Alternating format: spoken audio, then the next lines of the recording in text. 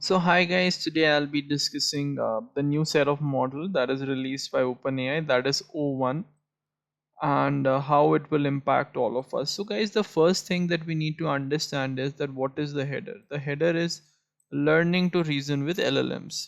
So now the idea is that LLMs are great at doing stuff, they are great at memorizing stuff. Even due to the attention mechanism, they are able to carry very long text of, like, they are able to retain very long text of information. Everything is good, but the main question is, can they reason? Because in order for us to use LLMs in a setting where they outperform us or they are better than us, they should have the ability to reason. Lately a meme had been viral where what people were asking that how many r's are there in strawberry, and the model was failing to do that probably because it was not able to reason. But now you have models which can reason, and I'm going to tell you why it is interesting as well as little concerning as well. So let's just try to have some section over here. Yeah, I think this is okay. Just read. We are introducing OpenAI O1, a new language model trained with RL to perform complex reasoning. Now the thing is RL, why they have mentioned RL over here. Now guys, essentially what would happen is, whenever if you're using this model, okay, the thing first of all would happen is that the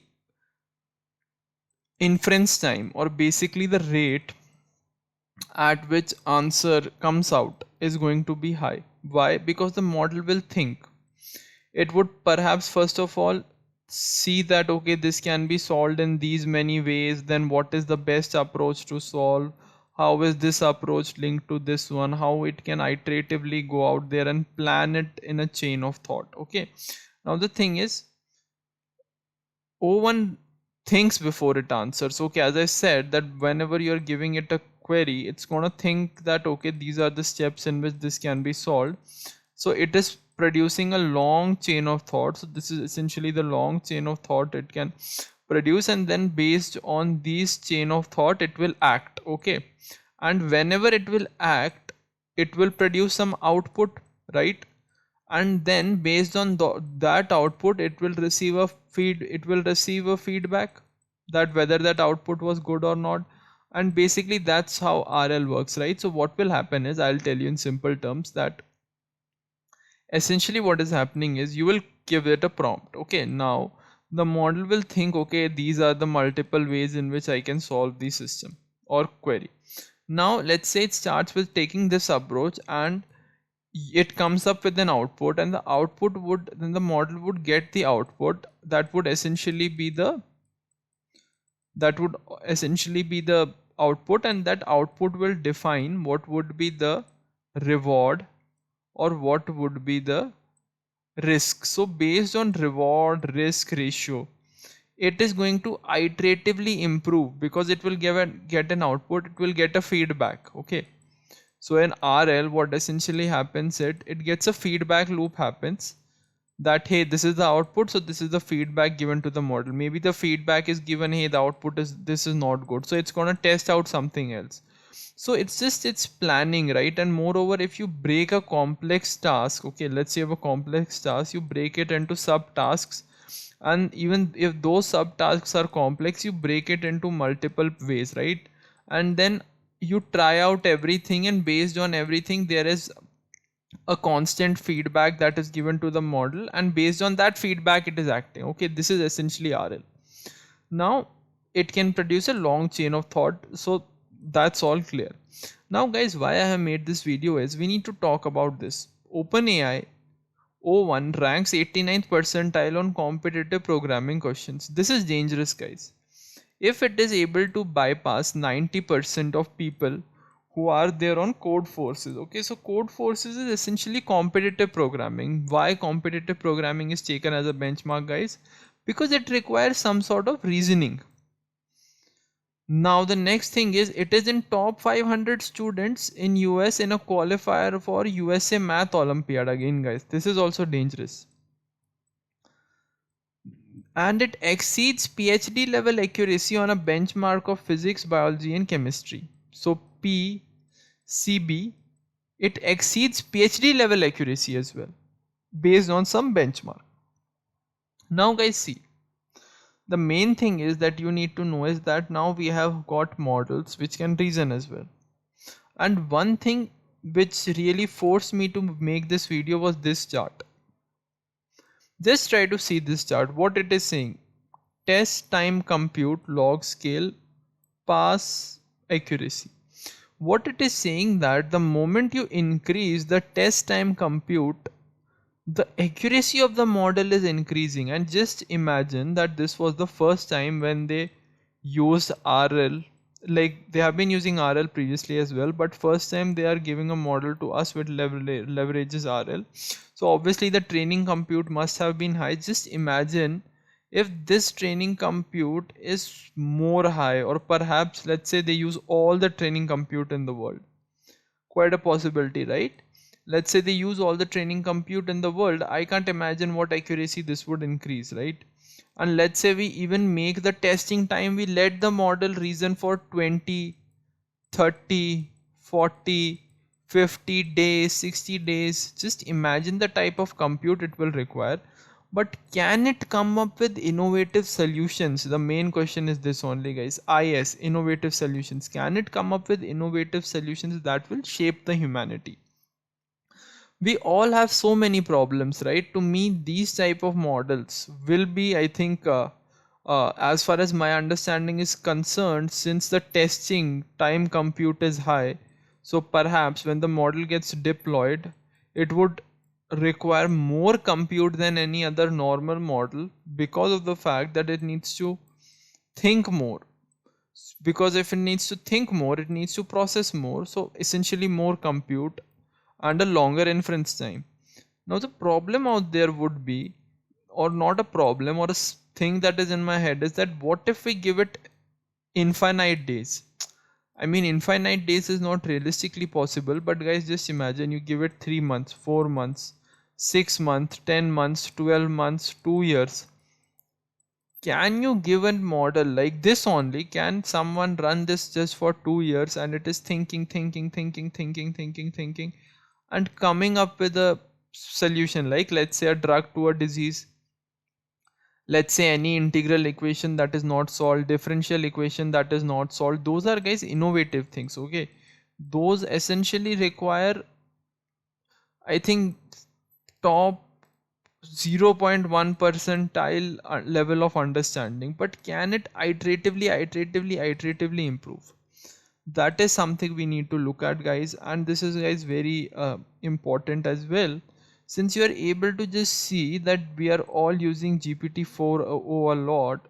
Just see that in competition math, because of the approach where you have a chain of thought getting developed, it's trying, or the accuracy has gone up by even it's so difficult, right? Almost by a factor of 4 to 5x.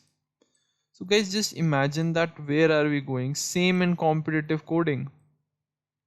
It's able to reason well. See, in this PhD level thing, it is able to beat the human expert as well. So guys, just imagine that what it is going to be like. The next thing is chain of thought. Okay, chain of thought is fine. Okay, chain of thought is fine. Let's just see. I have explained chain of thought. If you want to just similar to human things, chain of thought is through RL. O1 learns to chain of thought and refine its strategy it uses. So what does it mean by refine its strategy? So whenever it will generate an output, the model will get a feedback. The feedback can be positive or negative. If it is positive, it will continue in that direction. If it is negative, it won't continue in that direction. It learns to try a different approach when the current one is not working. See guys, this is RL. Whenever it takes a method and it finds out that hey, this seems to be working, then it's gonna continue in that direction. If it takes a step and say hey, this is not working, maybe I should try something that's opposite to it, right? Completely 180-degree turn. So guys, these type of things are very much possible. Now there are few other things as well. The thing is what they have said that how it is good in coding, math, crossword, English, science, safety, health science. So guys, health science and all is okay. The thing is just see how it is able to break it into chain of thoughts and solve this complex numerical.